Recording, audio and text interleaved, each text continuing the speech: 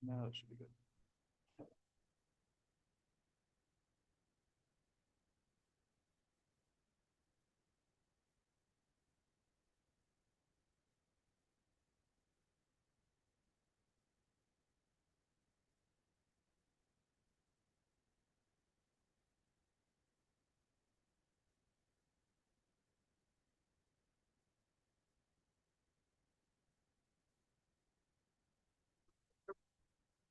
Get started in just a little bit, but as people are coming in, make sure to scan or go to the sign-in form at tinyurl.com/astro-sign-in.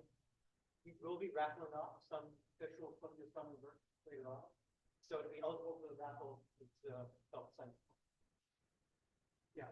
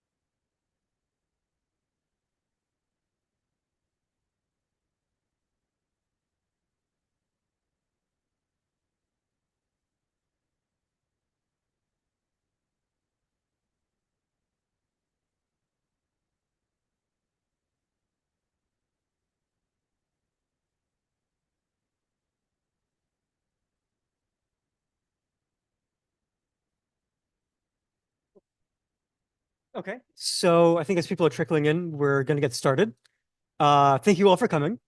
If you're just coming in, be sure to fill out the sign-in form to be eligible for a raffle later on. So I'll give you a minute to scan the code or fill out the form. Um, we will show it again later.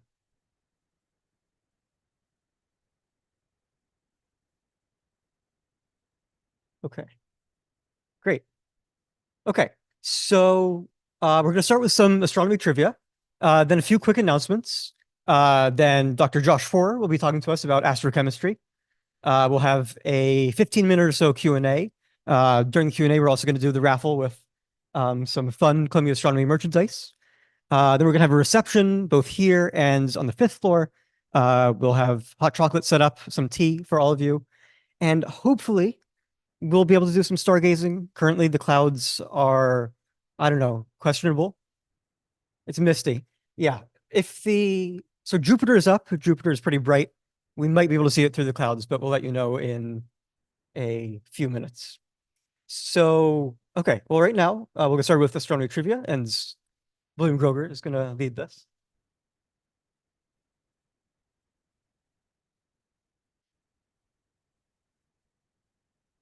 Okay. Is the microphone working? Okay. So yeah, we're just gonna I'm gonna read through the options for the question, and then I'll give like a minute for you guys to think about it, and then we'll go over the correct answer with a show of hands. Okay, question one.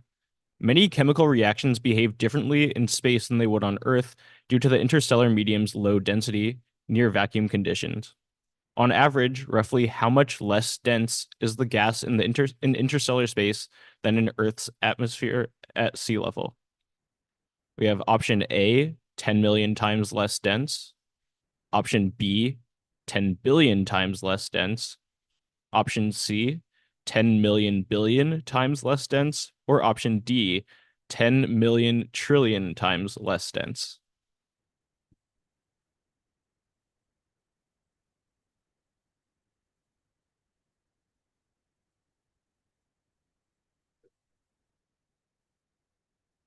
Yeah, yeah. Like I'm saying, like wait a minute, because like I know we have to cut that short last time. Okay, sure.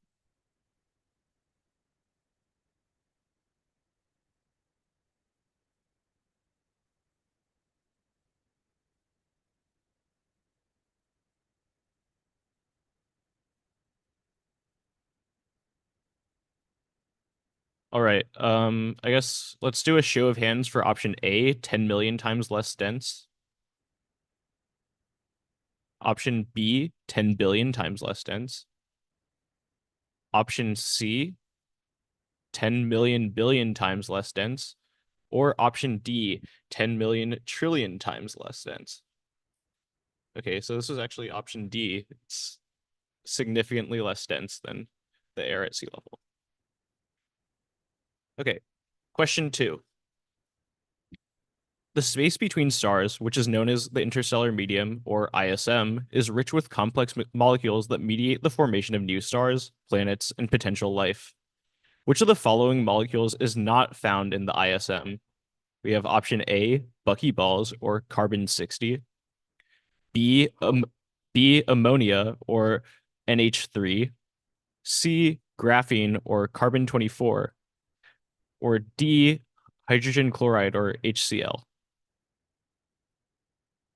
I'll give you another 40-ish seconds to think about this.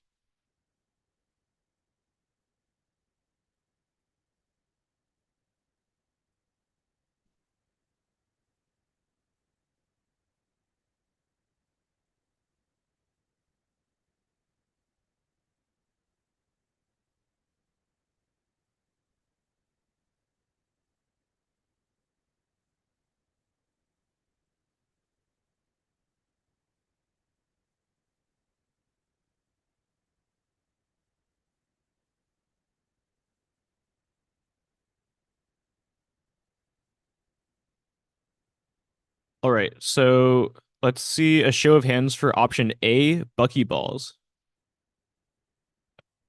Okay, option B, ammonia. Option C, graphene. Or option D, hydrogen chloride. Okay, a lot of you picked buckyballs. They are actually found in the interstellar medium, despite being really complicated. The answer is actually C, graphene. Um, all right. Question 3. In the space between stars, hydrogen exists in many forms as the molecule H2, as neutral atoms, and as positively charged H plus ions. By volume, roughly what fraction of the interstellar medium is composed of molecular hydrogen, H2? And I'll give you another 40-ish seconds to think about this.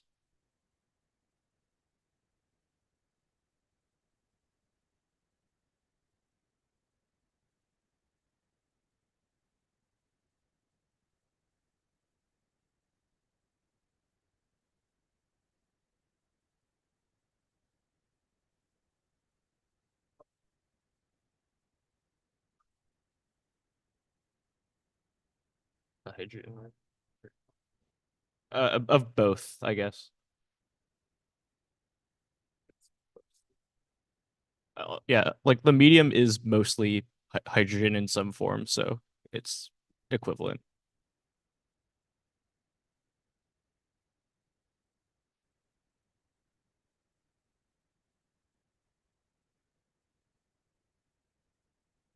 All right.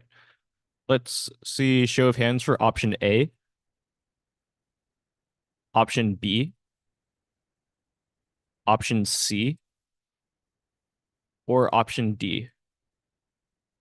All right. Well, Most of you overestimated it by a little bit. It's actually option A.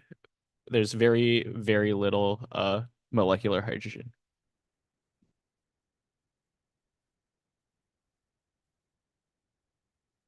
Okay.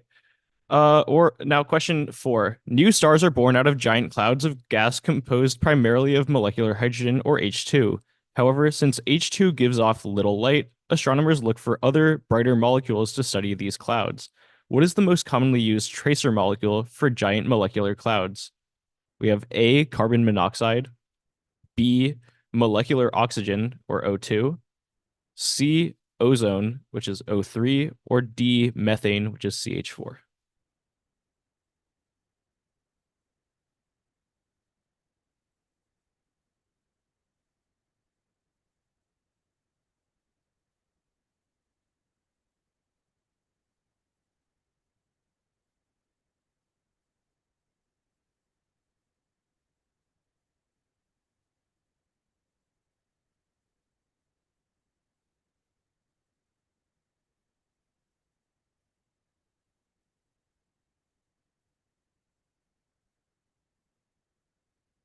All right. Let's see a show of hands for option A, carbon monoxide.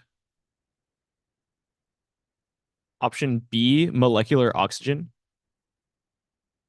Option C, ozone. Or option D, methane. Okay, I think I saw one hand for or maybe two hands for the correct answer. It was actually carbon monoxide. And question 5, which I think is the last one. Most of the complex molecules in interstellar space, including molecular hydrogen, are created via chemical reactions that occur on tiny particles of solid matter called dust. What is the primary origin of these dust grains?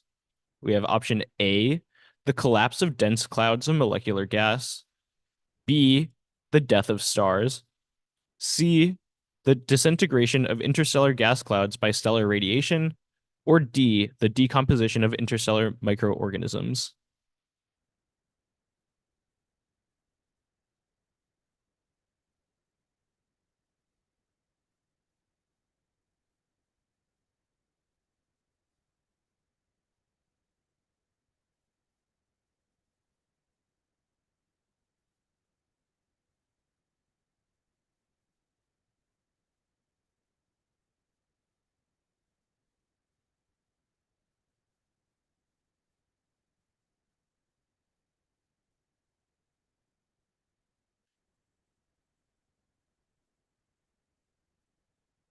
All right, let's see a show of hands for option A, the collapse of dense clouds of molecular gas.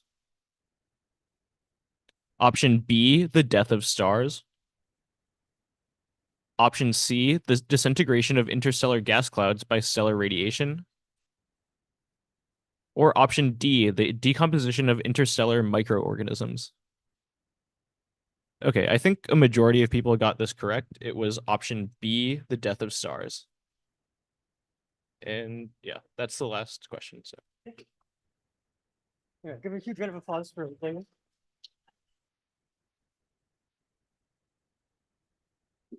Great. Okay, so seems like most of y'all are here now. But before I get going, just want to thank a few people for helping put this event together. So starting with William, who was great with running the trivia. I also want to thank a few grad students who helped organize the public lecture and public observing.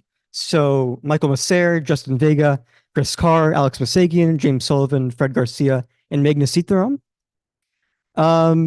So a round of applause to all the grad students who helped plan this event. And most of them, as James is in here, Alex is here, most are elsewhere. But yeah, so tonight we'll be hearing from Dr. Josh Foer about astrochemistry, but I do have a few quick announcements before then. First about stargazing.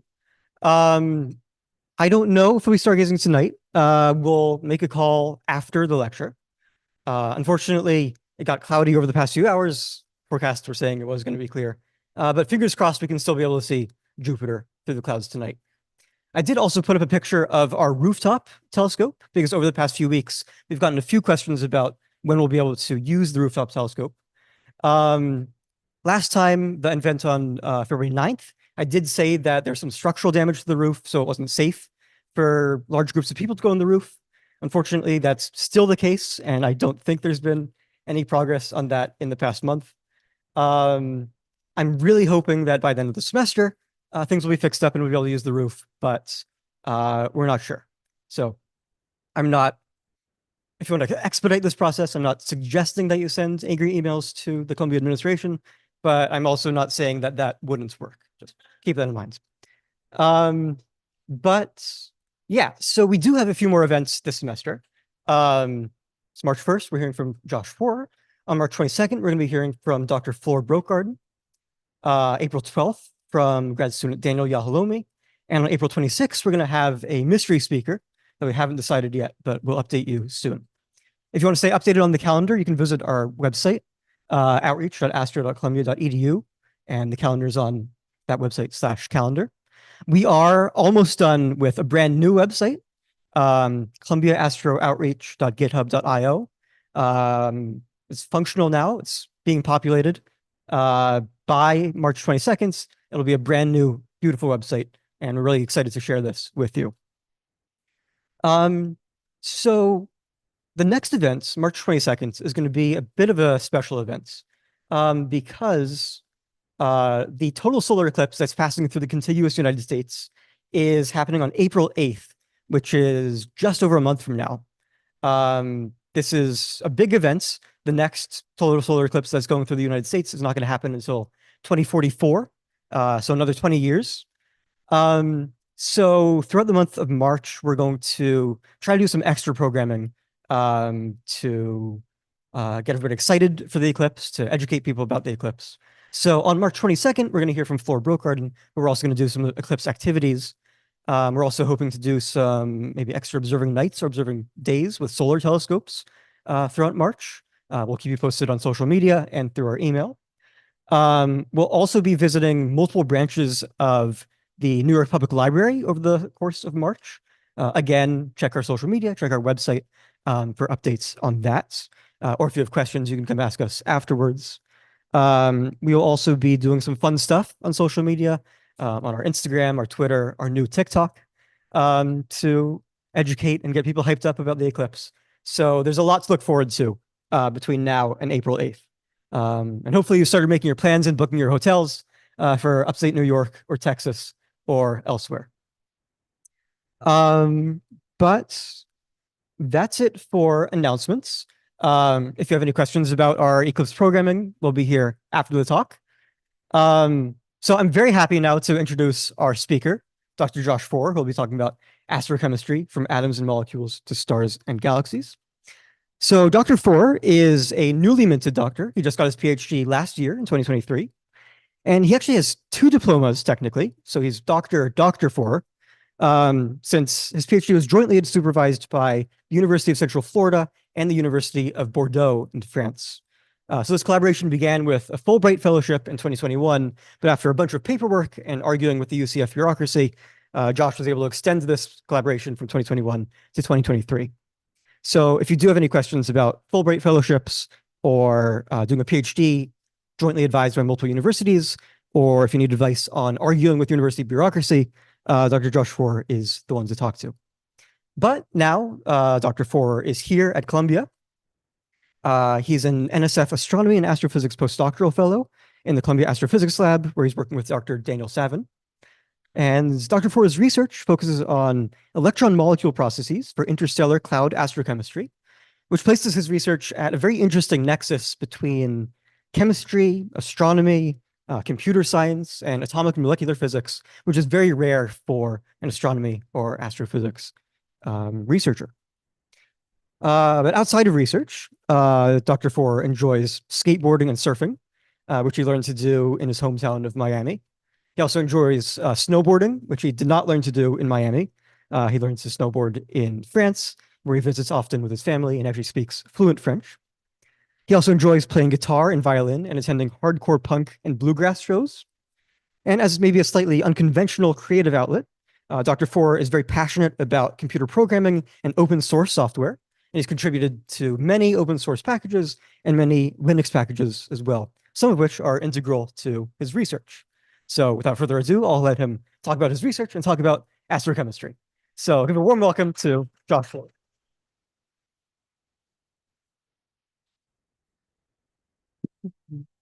All right. Hopefully you can hear me. No. Help. Is it that one? Okay. Yeah. Let me know if I'm too loud. So thanks to Ryan for the intro. Now I don't have to introduce myself, which is always great. Um, However, there's nothing on the screen, but we can fix that in a second. If you missed the trivia, that's okay because it was shockingly pertinent to my talk. I didn't give them my slides or anything beforehand, so somehow they knew exactly what I was going to talk about. There we go. Everything solved.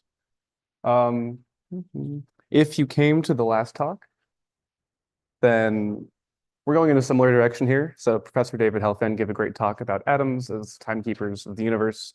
We talked about atomic decay, all sorts of stuff, and we're going in a similar direction. But if you didn't come to that one, that's fine. I'll introduce some of the topics that we should talk about, cover, and get everyone up to speed so we can talk about astrochemistry.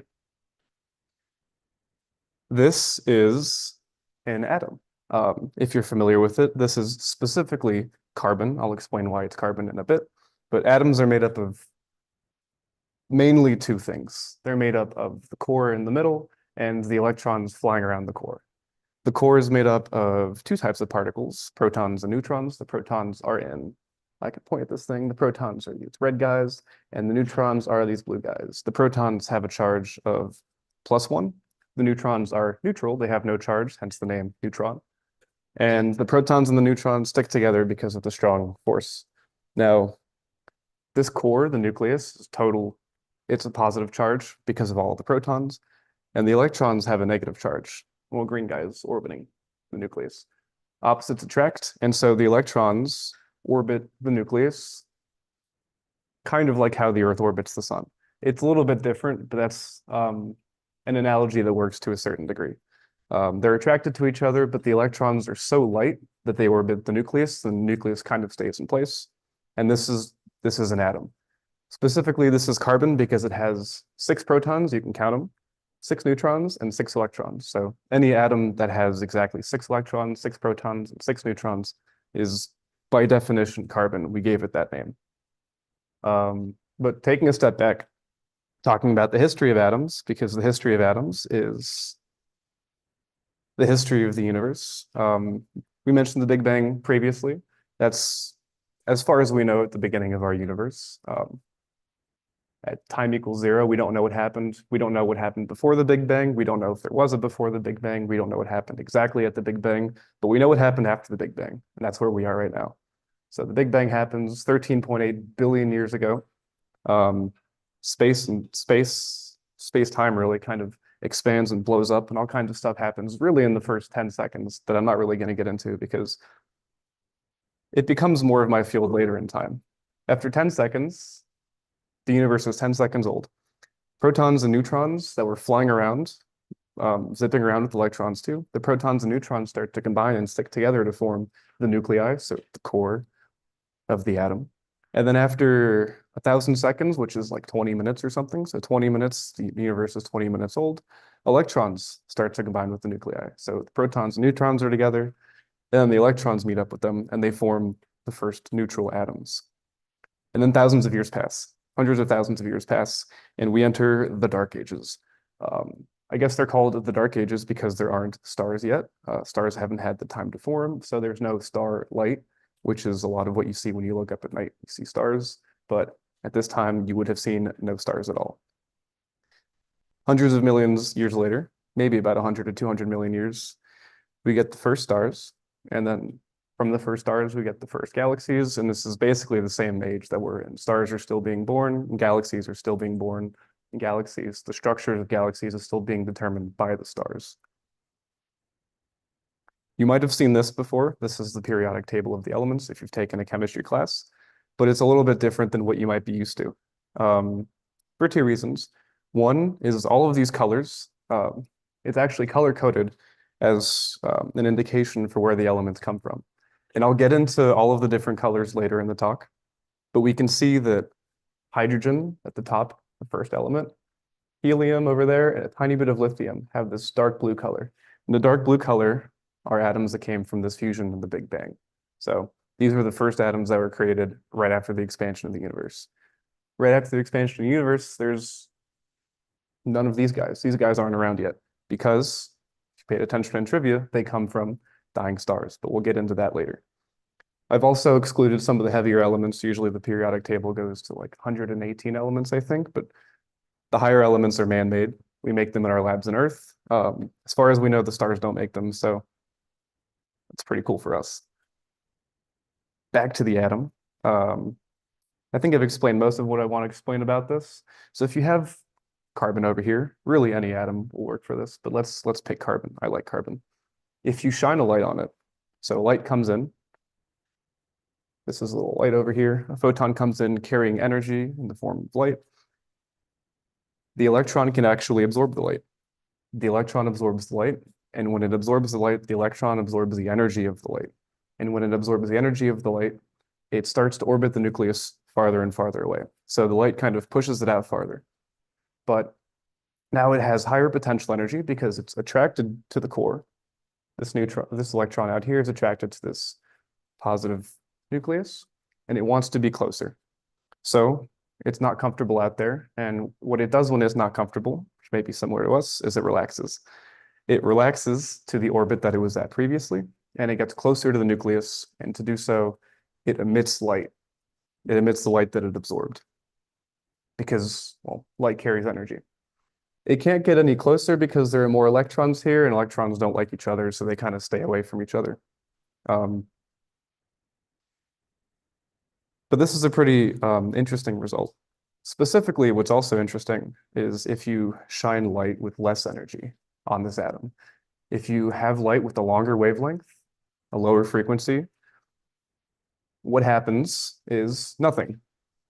The light goes right through. The light goes right through because the light didn't have enough energy to send the electron from here to this farther orbit. There's no halfway in between orbits. We can call these energy levels. So the light does not have the energy to excite the electron as far as it needs to go because there are no halfway states, there are no halfway orbits. The light did not have enough energy to send the electron farther out. Therefore, it does nothing and it goes on and passes through. And this is basically quantum mechanics. The word quantum comes from the word quanta, which basically means a unit of something. In this case, a unit of energy. You need a unit of energy to send the electron from point A to point B, or from energy level A to energy level B. And you either have that amount of energy or you don't. The first photon did, so it excited the electron, and this photon does not because it is at a lower energy. I actually had a demo set up to show something like this, but I think I'll do it at the end because it's really hard to see anything, even from like the first row. So we can do that afterwards if anybody's interested. So I'm just going to skip through some of the slides, sadly, but alas. So we saw carbon. I'm introducing two other atoms. Hydrogen, this is the first one in the periodic table. Hydrogen on the left has one proton and one electron. That's what hydrogen is. And oxygen on the right has, you can count them, 8 protons, 8 neutrons, and 8 electrons. And what do we do with these? Well, we can take one hydrogen and another hydrogen and an oxygen. And does anyone know what this is? Yes, it is water. It's Mickey Mouse, looks like water. Maybe the other way around, but this is water. And I don't know if it's going to play. That's okay. I figured this out in advance. So this is the water molecule we just saw. Don't let the bad color coding deceive you. The red ball is not a proton anymore. This is an entire oxygen atom. And these little guys are hydrogen atoms. So one hydrogen, 2 hydrogens, and the water in the center. Water is a molecule. Molecules are made of atoms, and molecules vibrate. Molecules are always vibrating. And they can vibrate in different ways. So the water can wave at you. It can do this bending mode. It can vibrate like this, and it can vibrate like this. These are what we call the vibrational modes of water, the fundamental ways in which the molecule basically the atoms in the molecule can move. but it can do more than vibrate. It can even rotate. It can rotate in different directions, rotate like this, rotate like that. You get it. All of this while vibrating at the same time. Why is this pertinent? Because if you take water, it's vibrating happily, and then with my laser pointer, I shine light on it, what's it going to do? It's going to start vibrating faster because of what we saw before. The light can vibrate the electrons in an atom, but the light can also vibrate the atoms, the motion of the atoms in the water molecule. It starts vibrating faster and faster until it's had enough, and it emits light to relax to a lower vibrational state. So it's moving slower. And this is true for rotation also. If we have a molecule that's rotating in space and light hits it, it can make it spin faster. And eventually it has enough and it gets rid of its excess energy by emitting light and it slows down. This happens all of the time. And it is the basis of us observing things in space. This is a diagram of the electromagnetic spectrum. Let's start from the bottom up. So at the bottom is the Earth. We have telescopes, radio dish, some planes, clouds, you get it. Then we have all of this light. This is all light coming to us from space, from stars and all kinds of other things out there. Light comes in, it's part of the electromagnetic spectrum. So light has a wavelength. It's a wave propagating through the electromagnetic field at the speed of light, kind of by definition. And as it oscillates, it has a wavelength. So the wavelength is the distance between the peak and the next peak. Longer wavelengths of light have lower energy, and these are all the way on the right. So we can start here. The really long wavelengths get absorbed by the Earth's atmosphere, and we don't really see these on the Earth. As the wavelength increases, we start to get to radio waves, which are relevant for the radio, if you remember what that is. But we can do radio astronomy because the Earth's atmosphere stops absorbing light in this window. So some of the radio waves from space make it down to Earth, and we can basically look at them with radio telescopes. As we increase the wavelength even more, we start getting into microwaves and infrared, and these get absorbed by the Earth's atmosphere. So sometimes we can't actually look at this light from the Earth. So what we do is we put telescopes in planes and balloons and satellites, and we launch them into space. And we observe from there past the atmosphere that's absorbing all of the light. Going to the left still, shorter wavelengths, higher frequencies, which translates into higher energies. We get into the visible. The visible light, also known as optical light, that's the word that we use, this is the light that we can see. There's not much to say about that. You can just look around, it's there. But as you get to shorter and shorter wavelengths, higher and higher energy, you get to UV, the ultraviolet, X-rays, gamma rays. And you might know this light as being damaging. Indeed, it is in some sense, because whereas infrared light has enough energy to make the molecules in your body vibrate and you feel warm, ultraviolet and X-ray and gamma rays have enough energy to rip the electrons off of the atoms in your body, and then those electrons have enough energy to rip the other electrons off of the other atoms in your body, and that can really be damaging. That's called ionizing radiation. But don't worry, because most of this light's blocked by the atmosphere, if there's not a hole in the ozone layer above you. And a lot of this observation, there's a lot of light out there. We want to see what the stars have to tell us. So we use telescopes that are beyond the Earth's atmosphere to observe this because we're not really going to see them from the ground. Let's go back to water for a second. Water vibrates, it rotates, so it absorbs light and it emits light when it gets excited and it relaxes. This is a plot of, on the horizontal axis, this is light that we're shining through water vapor.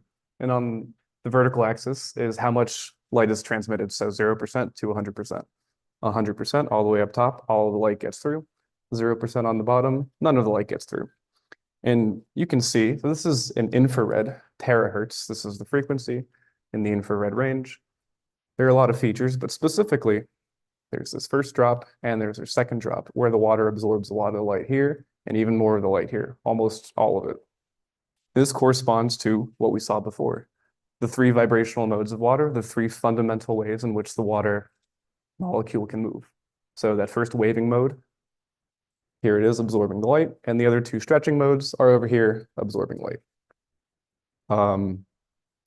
So if someone has ever told you that microwave ovens work by running at the resonant frequency of water, they're lying to you. Because we go back to here. Infrared's over here, microwaves are at a longer wavelength, lower energy. So we're even way far left with microwaves. What they actually do is they rotate the water back and forth and they oscillate it, and then the water heats everything up as it's rotating back and forth, back and forth. It's not vibrating and doing that. It's called dielectric heating, but don't worry, I've been lied to also. That aside, this is kind of the basis of spectroscopy. This is looking at the light that a molecule absorbs and emits. Because molecules are very distinct. They are different arrangements of different atoms that have different masses and different configurations. And this translates to them having different energies when they vibrate and rotate. And having different energies means having different wavelengths of light.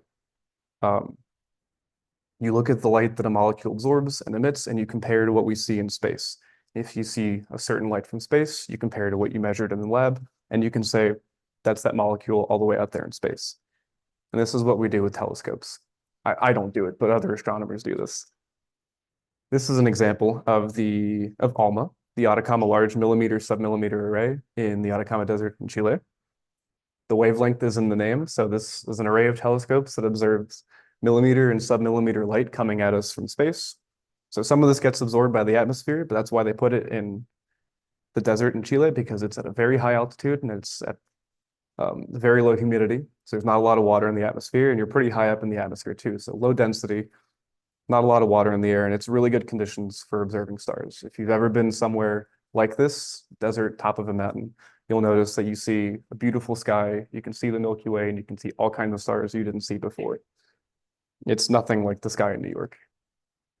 But alas, we got other telescopes. There's the Very Large Telescope, which is actually 8 telescopes. Interesting name, but it's 4 big telescopes and 4 little telescopes that can all work individually and look at different parts of the sky, or they can work together and compare their images to one another and make really high resolution images. These are optical telescopes, so they look at the light that we can see, but they can see a lot more than we can because they're much larger than our eyes, and they're really high precision instruments. So this is also in the Atacama Desert in Chile. It's a really good place to have telescopes. It's such a good place that Very Large Telescope exists there. And we also have the Extremely Large Telescope that hasn't been built yet. I don't know what they're going to observe in, but it's also in the desert. It's a great place. There are other telescopes other places, but clearly this is a great spot for them. I think they're running out of names for telescopes. So if you have any suggestions, I think the astronomers need your help. Let them know. We've been detecting molecules pretty consistently since the 1970s. So this is the year down here. We're all the way over here, and the number of molecules detected that year. First molecules were detected in the 30s and 40s, and since the 70s, there's only been 1 year, 1980, I think, when we did not detect a molecule. To date, we have over 300 molecules detected in space, and there are probably loads more of these. There are molecules that we think really should be out there that we just haven't observed yet, but we just know they're there. And we continue to make observations every year with these methods. We talked about light interacting with molecules, but molecules can hit electrons or get hit by electrons. They can interact with atoms, and they can interact with other molecules. And this whole thing is chemistry, basically, and physics. Depends who you talk to. Don't worry about it. And the astrochemical network, so the network of chemical reactions in space, what that means, is enormous. Thousands of reactions, all of the molecules that exist interacting with each other. So molecules hitting electrons, molecules hitting atoms, molecules hitting other molecules. There's a lot to go and talk about. But if you remember from the trivia, one of the really important molecules is H2. Oops. Yeah. I skipped ahead, my bad. H2, also known as molecular hydrogen. So 2 hydrogens come together. So one hydrogen is a proton and an electron, they come together to make molecular hydrogen, 2 protons and 2 electrons. This is one of the most abundant molecules in the universe. There are a lot of them, but it can get hit by a cosmic ray. A cosmic ray is a really high energy particle flying near the speed of light. And flying near the speed of light means it's really high energy. High energy enough to rip one of the electrons off of H2 and make it H2 plus over here. H2 plus is 2 protons and 1 electron. H2 plus goes on to collide with another H2 with all of its electrons to form H3 plus. And this guy likes to interact with everything. It's called the proton donor. It just gives its extra proton away. It has 3 electrons and 2 protons, and it is tired of that extra proton. So in this example, it hits carbon and it gives it the proton. The proton is called H plus. So carbon gets CH plus interacts with H2, CH2 plus, CH2 plus interacts with H2, CH, what is next? 3 plus, yep.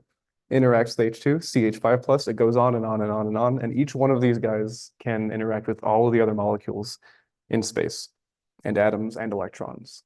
I picked this chain specifically to show you that this is one way that we start building larger and larger hydrocarbons. And the hydrocarbons are organic molecules that are kind of the backbone of, well, organic life as we know it. But how do we get H2? The beginning of this reaction all the way on the left, how do we get H2? Well, surely we have a hydrogen and it hits another hydrogen and they come together and they make molecular hydrogen, right? Yeah, that works to an extent. The problem is that this isn't effective or it's not efficient enough to observe what we see. And again, another trivia thing, molecular hydrogen and a lot of other molecules form much more efficiently on grains. These are grains of dust or ice that essentially come from dying stars. What happens is instead of a hydrogen atom needing to hit another hydrogen atom, that's really hard to do in the vast expanse of space. They hit something much larger than themselves, which is this big ball of dust or ice. And then they kind of wander around the surface until they find another hydrogen. And they pair up and they desorb out into the cold near vacuum of space. And they continue to drive chemistry for years, days, however long it takes them. And this is what we see in pictures like this. You might be familiar with this. This is two pictures of the Eagle Nebula. These are called the Pillars of Creation. If you didn't know, on the left is a picture from the Hubble Space Telescope. On the right is a picture from the James Webb Space Telescope. The James Webb has been launched, I think, 2 years ago, 3 years ago. It's 2024 now. We have a much higher resolution image here because the telescope is like 10 times the size, but we see a lot of features here. We see a lot of dust, and this is exactly the dust that I was talking about. We see grains of dust in the optical wavelength here, and we still see them in the infrared. But there are a lot of interesting things to look at here. This dust, you can see stars forming in here. That's why they're called the Pillars of Creation, because stars are being created. This is essentially a stellar nursery. It might be hard to see with the light, but you can see some kind of lit up regions in the dark gas. These are stars that are forming, and there are some newly formed stars like this one blowing the gas away. Oops, I clicked on something. This one blowing the gas away. And this is basically how stars form. We have clouds of dust, atomic and molecular dust, and gas and ice, and eventually it collapses under its own gravity and stars start to form. And I have this demo to show you. This is a simulation. It's a simulation of a cloud of gas and dust. It's about 10 parsecs long in radius. 10 parsecs is 30 light years. 30 light years is like 7 billion times the diameter of the Earth, something like that. It's a big distance. So what happens is we have this big cloud of dust and gas and molecular gas, atomic gas, dust, ice, and it has reached a heavy enough mass such that it starts to collapse under its own gravity, and the chemistry continues, and we start to observe structures. And then we start to see stars. These are these little guys over here. Stars start to pop in of existence, and we get these nice outflows. We'll see more of them later. But as the star forms, the gas surrounds it. Where's a good example? The gas condenses and the star starts to form. And as it does so, it has these outflows of gas. These outflows are of atoms and molecules that continue to drive the chemistry of this cloud. So as the stars form, they eject, I guess, byproducts. We can watch it again. Why not? And one star forms, several stars form, and then the byproducts continue to drive the chemistry of this cloud and the space around it. There was the first app flow here. We're going to start seeing more stars over here, the little dots there. We got some there.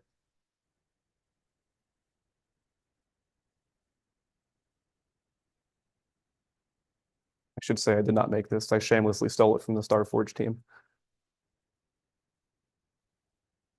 Lots of outflows continuing to drive the evolution of the cloud and more star formation. These are very interesting. And here's kind of rotating the cloud to see what it looks like. Lots of structure, lots of interesting stuff. Back to this. What happens inside of stars? We talked about what happens before stars. We talked about what happens in the interstellar gas. But as the clouds start to collapse, we start to see nuclear fusion. Nuclear fusion, in this case, this is just an example that I picked, but there are different kinds of nuclear fusion. Protons, that we talked about earlier, under the gravity of the star, the gravity is strong enough because there's so much mass that it drives this nuclear reaction, smashes two protons together. One of the protons turns into a neutron by emitting a neutrino and an anti-electron. The neutrino is just a small neutral particle, and the anti-electron is a small positive particle, so it gets rid of the charge and turns into a neutron. Then this guy, the proton-neutron pair, collides with another proton, and the whole group, they emit light to get rid of their energy, like everything else has been doing. We continue down to the second line, and one proton-proton-neutron group and another. These guys collide and they form a helium nucleus. Two protons, two neutrons, and they get rid of the extra protons, and they continue back up here. And this happens over and over and over and over again. And this is basically nuclear fusion. This is what we're trying to do with nuclear reactors, but this is what happens in stars. Stars are giant factories and powerhouses that use the gravitational energy of all of the mass they've accumulated to drive nuclear reactions like this, creating heavier and heavier and heavier elements and the light that we see. This is kind of a diagrammatic representation of all of this. This is the life cycle of stars. You start from a cloud of gas, dust, ice, atoms and molecules all over the place. And then we start to see young stars, protostars being formed. They can be something like the mass of the sun, or they can be 10 times or even larger, even heavier than the mass of the sun. And these really heavy stars, the massive stars, as they reach the end of their lives, they turn into red supergiants. And eventually they run out of fuel. They can't fuse nuclei together anymore. And when that happens, it runs out of energy and it collapses almost instantly into a supernova. So all of the protons and the nuclei and the molecules in the star that have been fused together and created, they collapse, they hit each other, and then an explosion is extremely bright and observable in the night sky happens. And we're left over with a neutron star or a black hole. I won't really go into those because we've talked about those at previous talks, and we will probably talk about them at later talks. They're very interesting. This was the massive star branch. So stars more like the sun turn into red giants, and then we get planetary nebulae out of it. It's very similar process. It's just slightly different. Don't let the name fool you. A planetary nebula has really nothing to do with planets. It's just that they looked like planets in the 1700s, so they were called that. They're not planets. It's sort of like a supernova, but the process is different, but they do the same thing. The supernova generates a bunch of chemicals, so a bunch of atoms, I should say. So do the planetary nebula. They create a bunch of, oh, I'll get into that in a second. This is just a nice picture.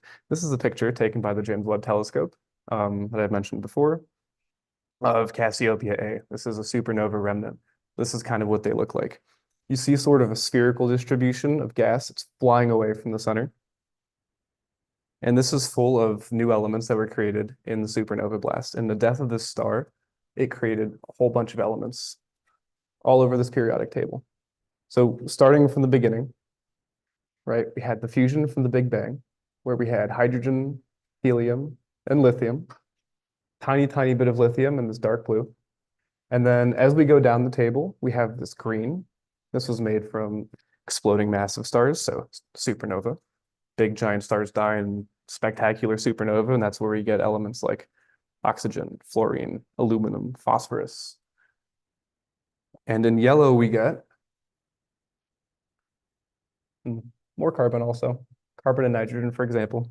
These are from the low mass stars, the smaller stars, the stars like our sun that aren't massive, nothing like a red supergiant.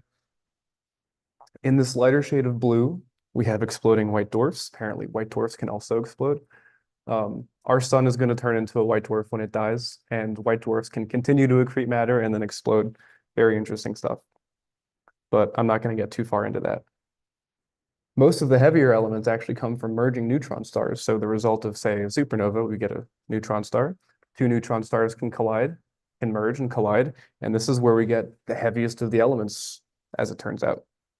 So all of these elements, from the carbon in your body to the carbon, oxygen, nitrogen in your body, calcium in your bones, the iron in your blood, all of this comes from the death of stars that we can see in the night sky every night if you don't live in New York. Yeah, we're basically born from dead stars. That's fun stuff. That's all I have. If you want, I will do the demo afterwards. I would like to do the demo if you're interested. It's just really hard to see. We can do it like really close up, but if you have any questions, feel free to let me know. That's it.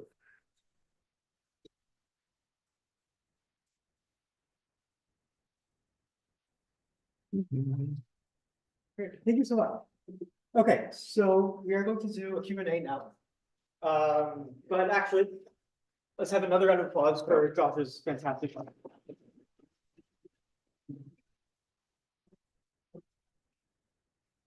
So, actually, Snoopy fans. switch to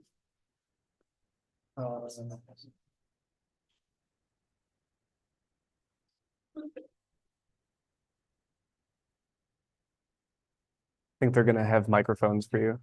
so, okay, well, first, We have questions over here. somewhat of an unfortunate announcement. So it is a bit too cloudy to do stargazing today. We sent some people outside to scout. They said, and I quote, we're able to see Jupiter, but it's the only thing. And it's too cloudy to see the moons, so it just looks like a sad dot. So, you're welcome to go look at Jupiter later, see the sad dot. If you don't see any moons, hopefully it'll appear, maybe in a few days. It won't be such a sad dot.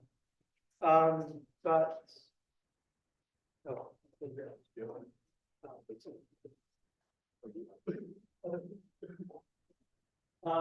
so okay, two things. First,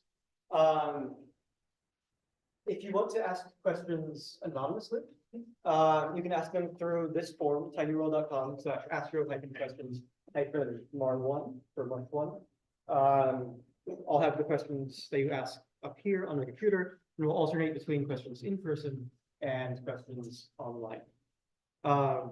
Also, if you came in late, we have the sign-in form, tinyurl.com/astro-sign-in. If you fill that out, you'll be entered into a raffle. We have some fantastic Columbia Astronomy merchandise here, 3 pieces of merch that we'll be raffling off throughout the course of the Q&A. But I guess just to get started, do we have any questions in person? Yeah. You have a few over there in the back and on the left.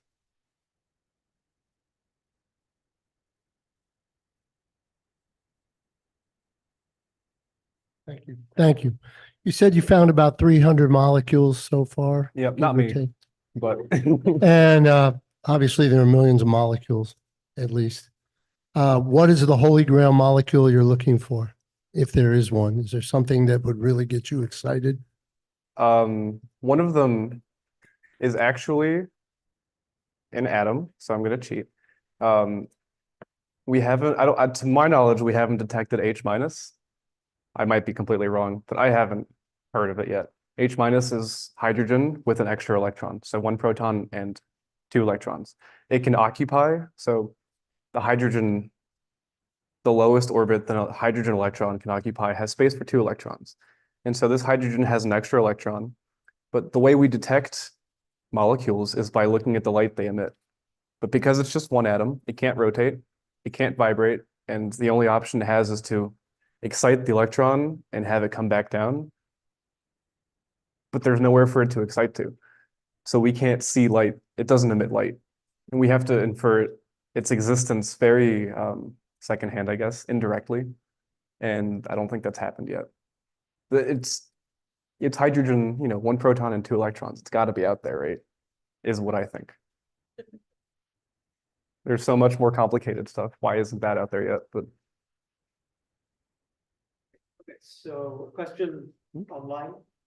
So what were the elements in white on the periodic table page? I think, let me think. Ooh, I don't have the thing.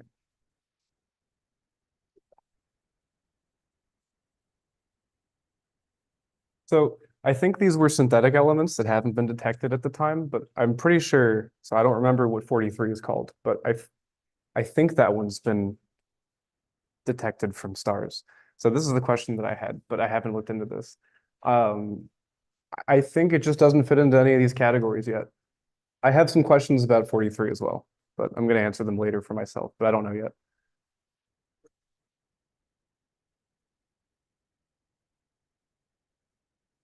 I noticed that the dying low mass stars, there's a couple of light elements that it creates, and then there's a bunch of heavy elements, but none of the in-between ones. What's the reason for no mediums elements there? I'm not sure. I feel like Jess would know. No, Jen. I feel like Jen would know. You talked about death of stars and what they do and how they die and what they make afterwards. Hopefully there's another talk like that, but I'm not entirely sure. I know that the low mass stars give us some of the earliest elements because that's how we build up to larger and larger and larger molecules. But I'm not entirely sure why we don't get like the third or fourth row elements.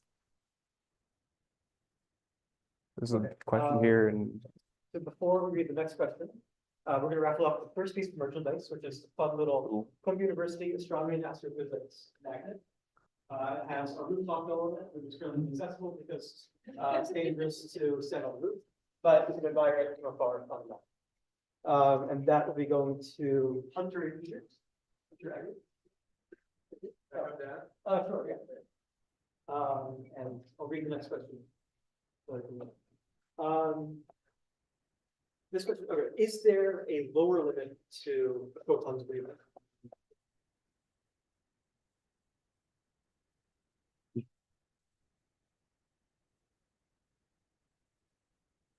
to a certain extent, no, but then we probably start getting into the really, really, really like core questions of like the Planck length and how tiny space can get. For the most part, I don't think so. You can go to really ridiculously long wavelengths, and that's fine. I don't know if there's low wavelength, high frequency, or long wavelength, low energy. I don't think there's a specific limit. There might be some crazy limit at which physics stops to make sense, kind of like at the beginning of the Big Bang, where space was so small and contracted that our models of physics don't make sense, but I don't know about it. Yeah.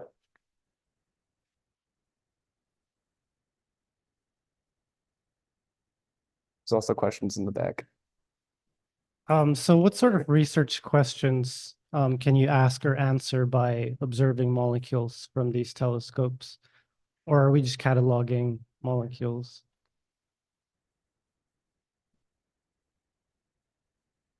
We can we can detect certain molecules, and we can kind of infer an abundance of molecules, and we can also figure out reaction pathways and reaction rates of different molecules producing other molecules coming from other molecules.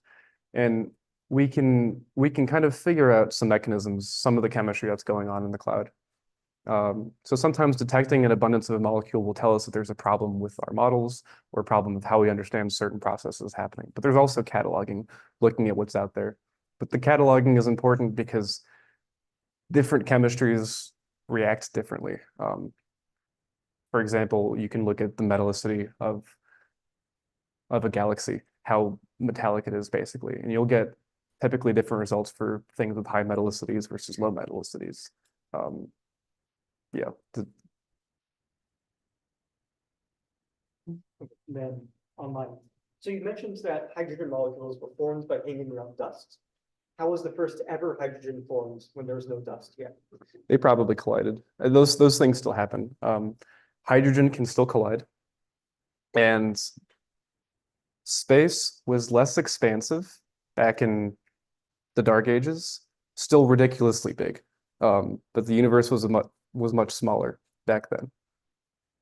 It wouldn't surprise me if it was more feasible for hydrogen to interact with another hydrogen, but this still happens. Hydrogen continues to collide with hydrogen today, outside of grains of dust. It's just less efficient.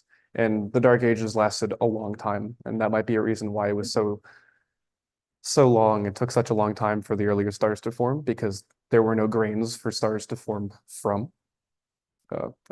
As far as I understand, that's what I think is why. Ryan, you're my go-to internet. I'm looking at you.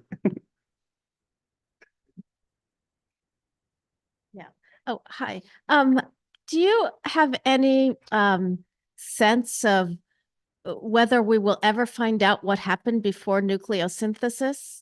So, or what's the obstacle to finding it? And when was the last time we sort of made some inroads into discovering what's earlier and earlier? We know what happened before nucleosynthesis for the most part. Nucleosynthesis happened at 10 seconds. We have figured out for the most part what happened up to something like 10 to the minus 40 seconds. So 40 orders of magnitude, 40 zeros before the period, seconds after the Big Bang happened. We're not exactly at zero, but we get closer and closer. And this is kind of what CERN is doing to a certain extent. CERN, they're smashing particles together at really high energies, and they're trying to replicate the universe back in the day when everything was at really high energies. And they do this by accelerating charges around, but they need the space and the money to do this, but they keep getting funded. So I think, not that I'm upset about it, I made it sound like I was bothered by that. Sorry? I don't know. I think we could, but I don't know if there's ever a way to know for sure. I think it might be a limit. We can just approach zero infinitely. Maybe. I have no idea. There are theories that say what happened before the Big Bang, and there are theories that say that there was nothing before the Big Bang. But, So before I read another question, we're going to raffle off this wonderful Columbia University Astronomy and Astrophysics mug, which also has the Rooftop Observatory on it. But I do believe this mug is more structurally sound than the computer. So, and this is going to Sophia Skopin. Thanks. hell yeah. Okay. And the question, why are some of the elements of the periodic table that have very similar atomic numbers formed in very different ways, like carbon versus boron, for example? Let's see. Where's a periodic table? Here's a periodic table. You'll have to ask a nuclear physicist. That's not me. It gets pretty complicated with the with fusing nuclei together, I think. Like you can fuse a proton and a neutron and a proton and a neutron to get a helium atom, but you can't always fuse them the way to get some of the in-between elements. That might be why, like, so boron and beryllium come, I guess, entirely, as far as we know, from cosmic ray fission. It definitely has to do with understanding how different nuclei can fuse together. This is probably well understood because, not by me, it's well understood by people working in nuclear reactors, because this is something we've been trying to do for decades, is get basically suns in a bottle on the Earth. Fusing, I think, deuterium and tritium together. So that's hydrogen with one neutron and hydrogen with two neutrons together. So the cosmic ray fission comes from bigger elements that exist, and they get split into parts, and that's how we get the smaller elements, boron and beryllium. But why we don't get boron and beryllium from stars, I'm not entirely sure.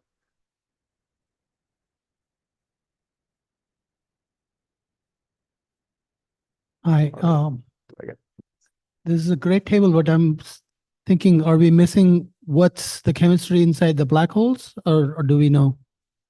Can you repeat that question, please? I'm saying this is the chemistry for everything else you put up, but what is the chemistry or elements inside the black hole? Oh, I don't think we know. I don't even think we know what's inside a black hole. There are people that say space-time is distorted and there's the singularities. There are people that say space-time is completely messed up, and there are people that say there is no space-time in black holes. And if I say anything wrong, because I don't study black holes, the other people please can jump in, but black holes are still pretty much a mystery as to what goes on inside of them. We can get ideas of what's going on inside of them by observing, I guess, how they interact with space right outside of it, and also the things that they eject, because they give off light, they give off radiation. This is the Hawking radiation. These are ways that we can try to figure out what's going on inside, but as far as we know, we've never been inside of one, so we're not sure yet.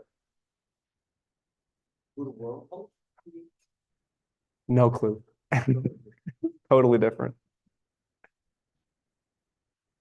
Okay, another question online.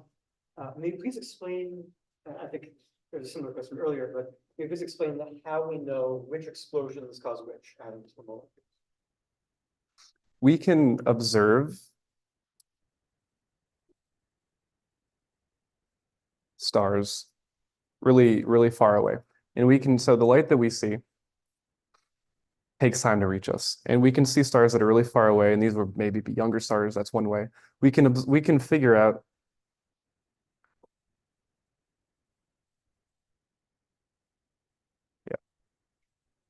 how should I word this? We can understand the chemistry of stars. We can see what chemistry or what elements the star makes up by looking at the light that it gives off. And we can see what's made in their explosions in the same way. We can look at the supernova remnant, for example, and we can see what elements are there.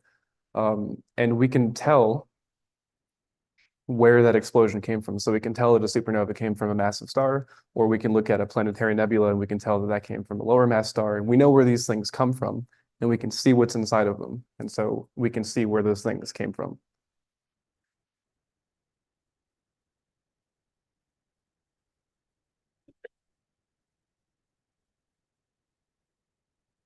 It's on his way.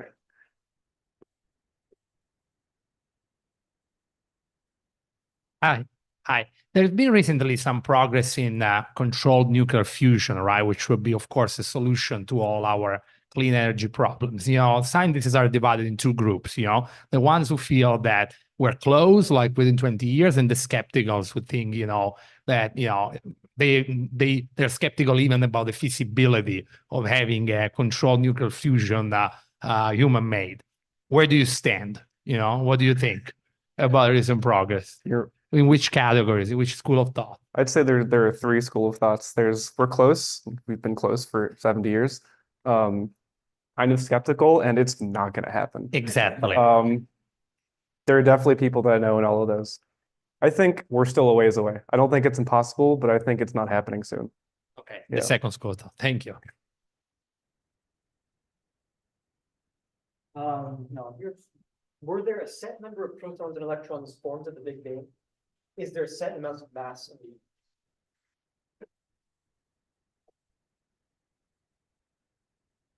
I don't know if there was a set amount created. I don't know if we know exactly how much. We have an idea of the mass distribution or the matter distribution, but matter can,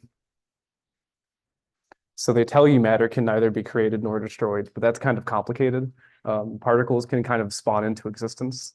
We can get electron anti-electron pairs that are just created, and then they come together and they annihilate. As far as I understand, I guess there's maybe a fixed amount of energy in the universe. Energy can't be created or destroyed. We haven't figured out how to break that rule yet. Matter is a little bit more complicated. We have, I guess, bounds and limits on how much, on the form that matter took back then, the form that energy took, I suppose, and I guess how much of it there was. We know roughly how big the universe was after the Big Bang at the different points. Like after 10 seconds, the universe was, I think, 300 light years across or something like that. Still enormous, but a lot smaller than it is now. The observable universe, I should say. But I don't think we know exactly. Yeah. Do quarks factor into the development of hydrogen atoms? And if so, how would that have happened? Thank you. Probably. I mean, so before we had protons and neutrons, I think we had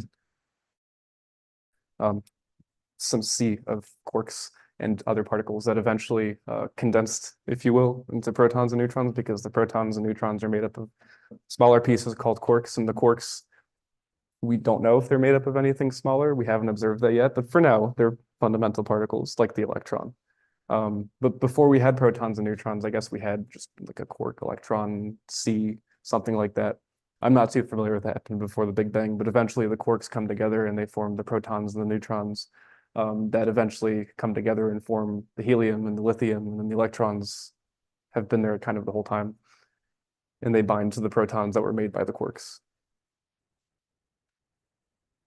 Okay, now we're going to raffle off the final piece of note.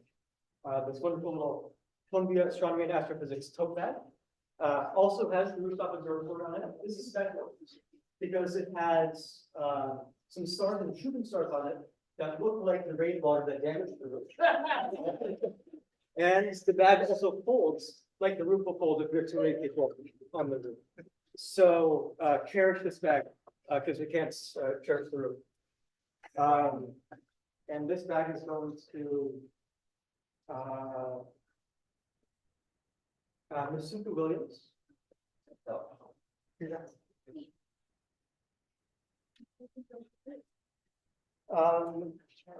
Okay.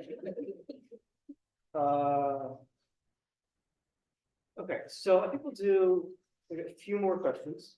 Then Josh can do his demo. We are currently preparing hot chocolate for the reception, but it's not warm enough yet. So we're going to stall for just a little bit more, and then we're going to use our friends to feel free to go up to the hot chocolate. We have an oven here if you need for the hot chocolate. So maybe let's do like 2 more in-person questions, 2 more online questions, and hopefully by then and then the demo, and then hopefully by then the hot chocolate will be prepared. But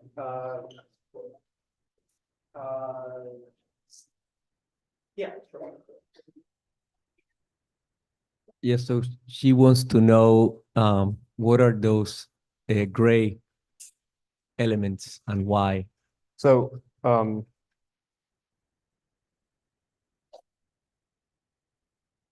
I was convinced that these were also some of the man-made elements, but somewhere in my head, I'm sure we've detected. I'm trying to remember the name of this one. I don't know the name of all of them. Element 43, technetium, something like that. I think we've detected this in stars. So this is maybe not a great graphic to use, but perhaps at the time we hadn't seen it yet. I'm not sure about this guy either, but that's also something I have a question of now that it's been drawn to my attention. Technetium was the first man-made elements, but we also recently detected it. Yeah, I maybe it's here because we don't know where it comes from, but we've observed it. So we've seen it in space, but we might not be sure as to where they came from yet. Not sure. Unknown source, perhaps. Okay, so then the question here. Do you think it's coincidental that the sun peaks in the visible portion of the light spectrum that our eyes have evolutionarily come to be sensitive to? Probably not, no. Well,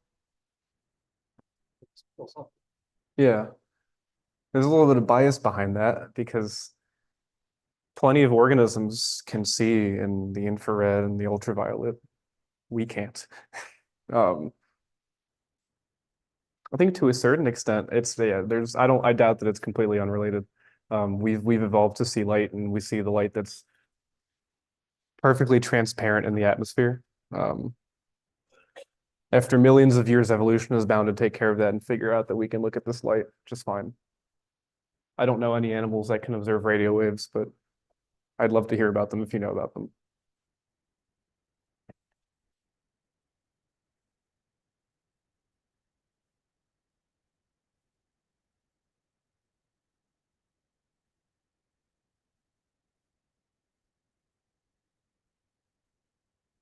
What happens when a white dwarf, what, like you said that a white dwarf explodes. Like, what happens when it explodes? Why does it explode? I had. So I don't know exactly what happens when it explodes. A few things can happen with white dwarfs, actually.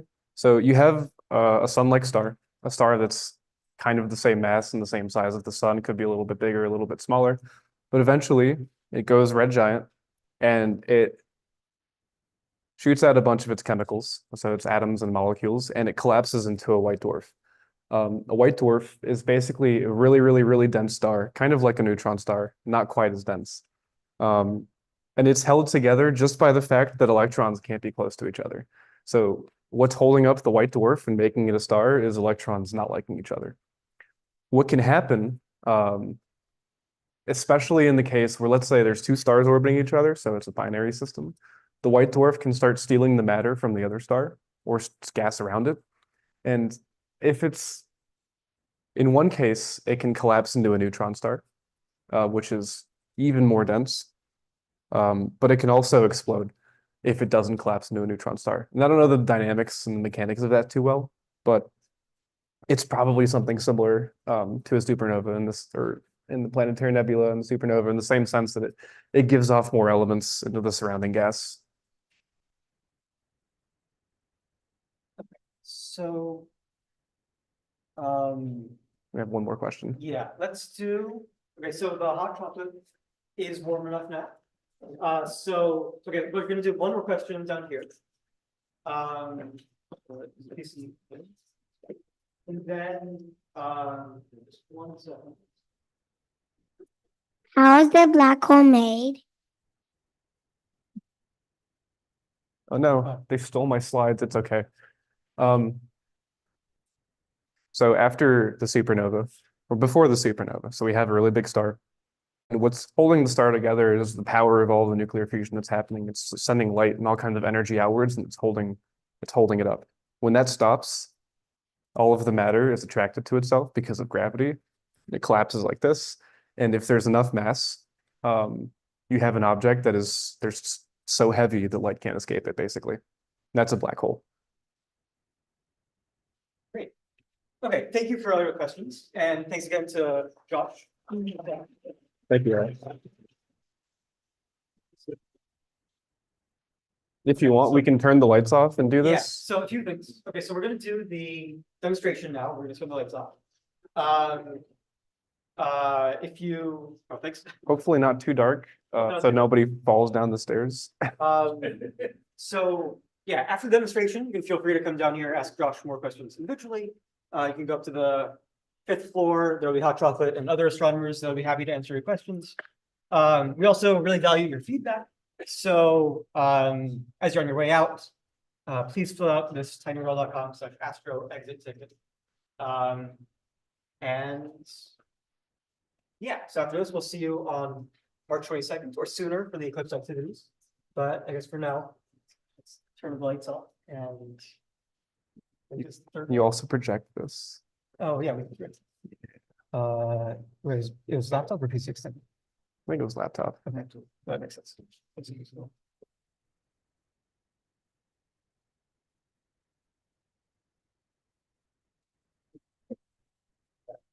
All right.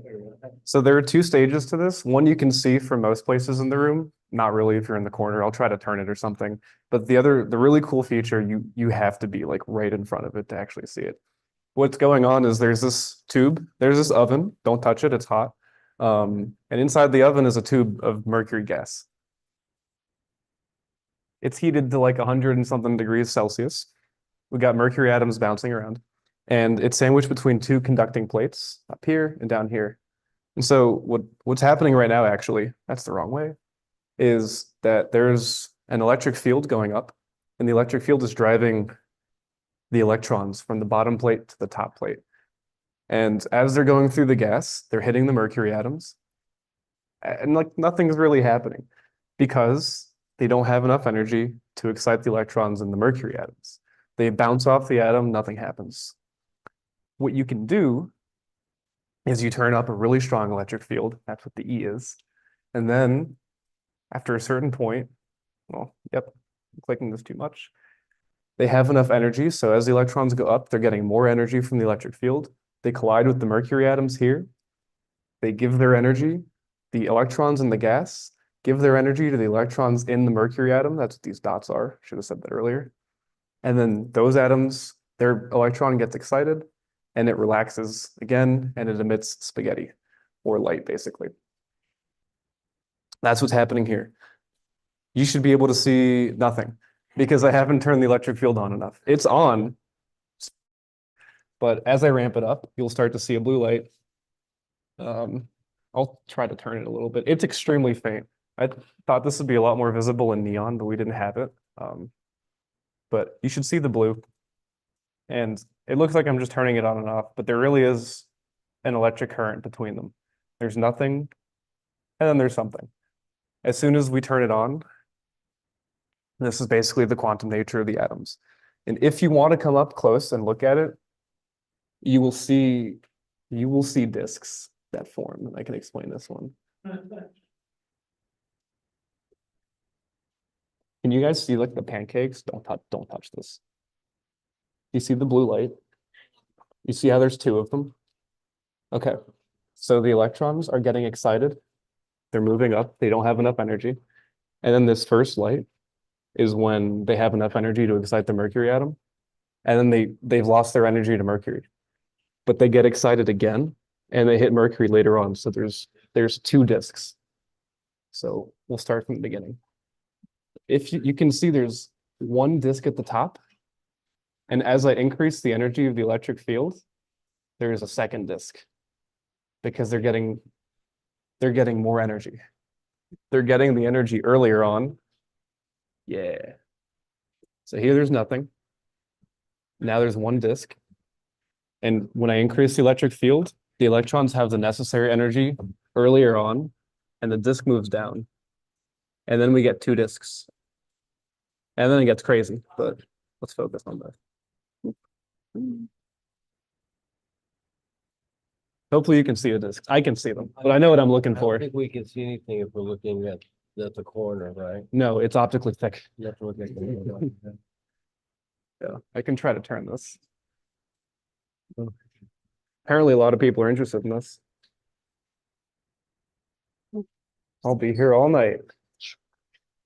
Yep. Okay. Maybe we can make a line. It's either hot chocolate or physics. You pick. Yeah. So, yeah, nothing. Electric field's not strong enough. And then I turn it on. I'm turning it on more and more and more. And eventually there's light.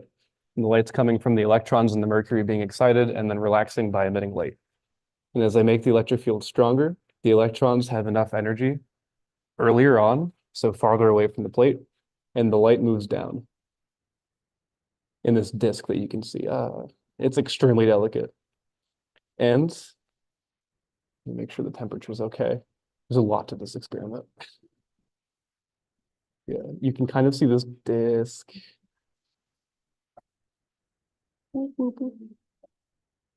You can see there's two of them, I think. It's really hard to see, but you can just barely see the gap between the two.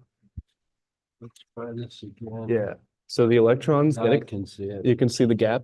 What- So what am I looking for? there's two blue lights, two disks of blue light. One on the top. One on the I top, see. one on the bottom. So I don't see the one on the, how far on the bottom? halfway through. Wonder if I can shine a light through here.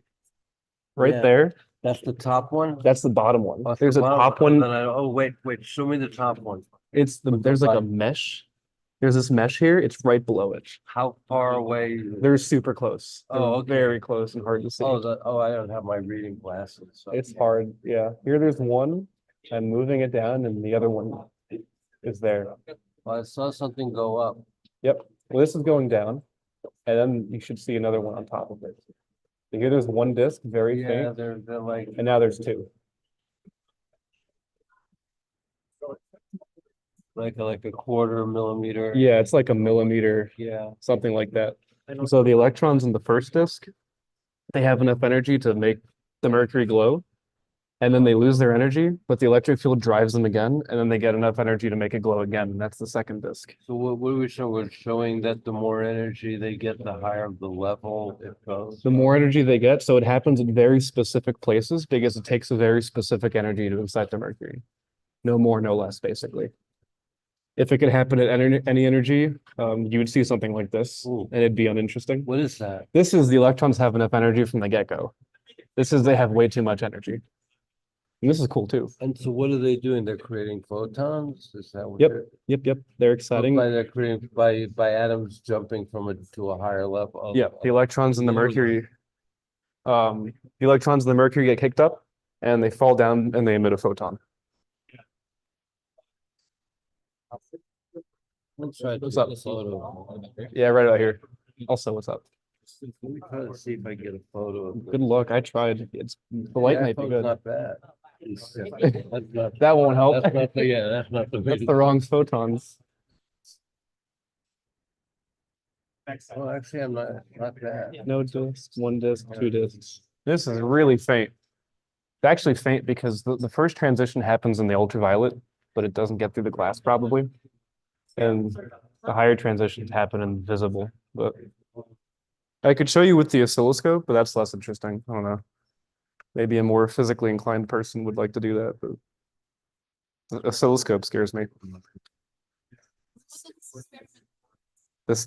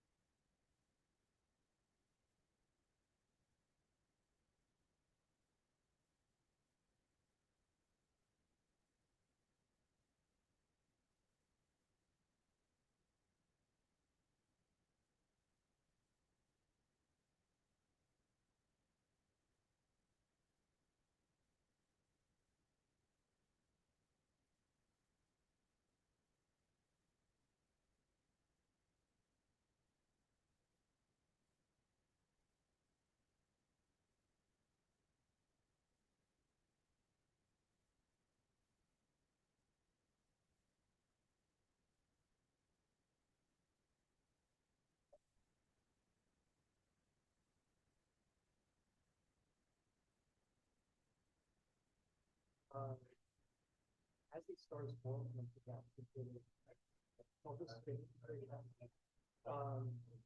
so to conserve the it also gives off these really high velocity jets of so the gasification so they're called photocell.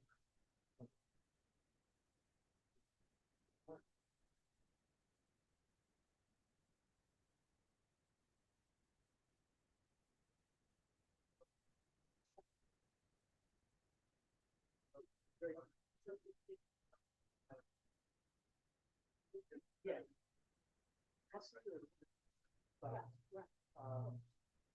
But yeah, but they're like, yeah, around black holes, they're still, yes, they're actually, but they're discrete. Yeah. They are discrete, that's okay.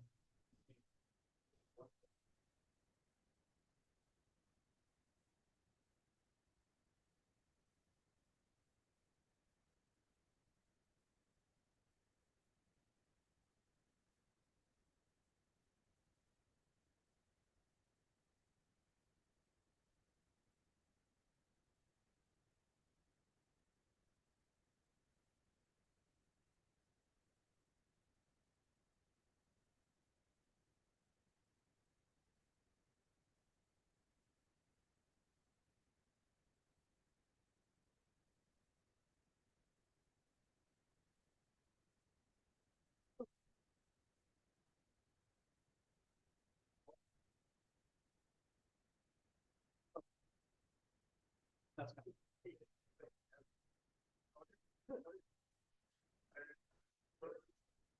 Yeah.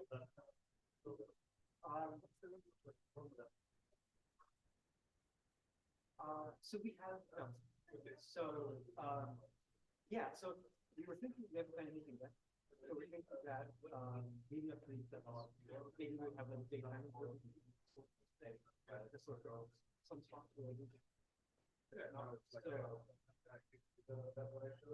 Yeah, so there's no way we can figure it out. Yeah.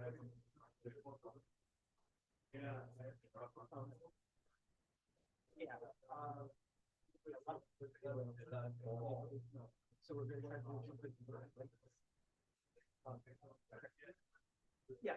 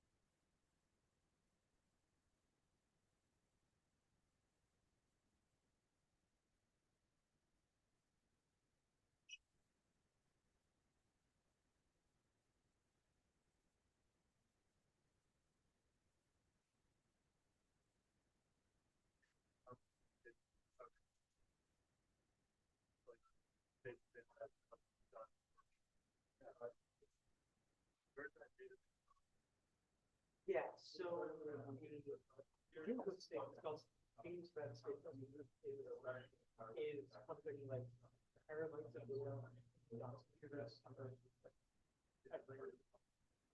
yeah. Yeah, they're just in the middle of yeah. Those little but like yeah, they're just like huge computer systems. Yeah. So and so to do like the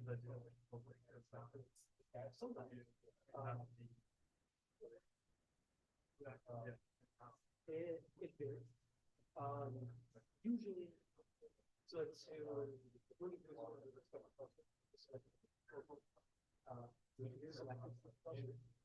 so usually if you're a proposal person, you get a high level something, you'll get higher level of data for someone. So you'll do that first. But I don't think it's common for some price.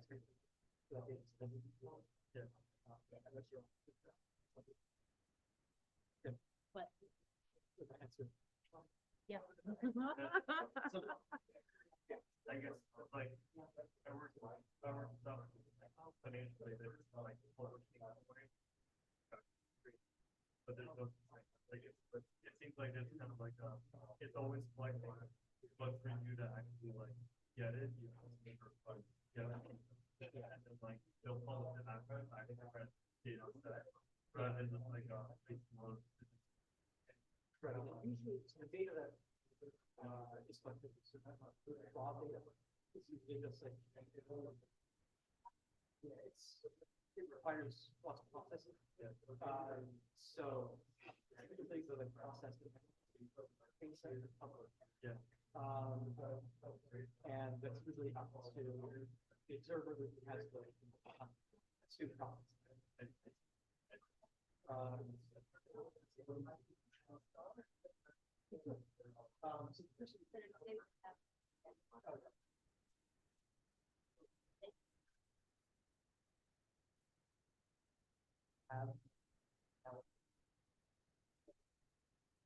Yeah, like I'm wondering if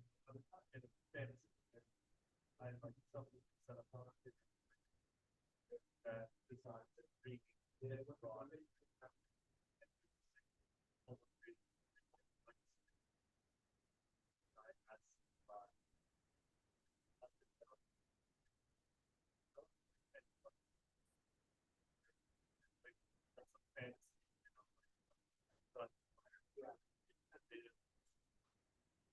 I think we just need to really.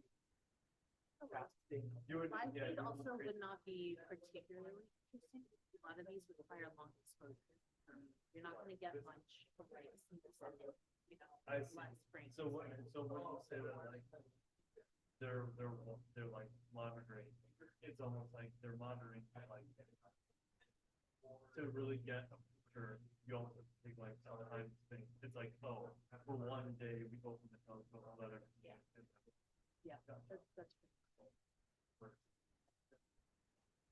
And that's like, and that is that because like the sensors are so sensitive and like not for enough photons or enough things. Yeah, pretty much.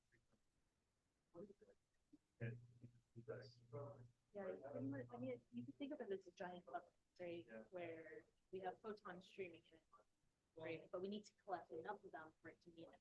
Yeah. Right. So the longer you leave it alone. And they're constantly photon streaming. And also there are fewer, so the deeper and deeper you look in the space, too, fewer photon streaming sources are reaching up, right? Because they're just so far away. Yeah. And so the deeper and deeper you look, the longer and longer you have to stare. Yeah, so now it makes more sense why they're so low, and yet they're only producing like one. Okay, like if you see the Hubble molecules. Yeah, yeah. Yeah. Multiple. Yeah, so it's like. James Webb was able to do the same thing deeper in like a few hours. Yeah. Gauss basically just points at the telescope, arbitrary direction. Let the yeah, just like yeah, just like we did see yeah, yeah. So it's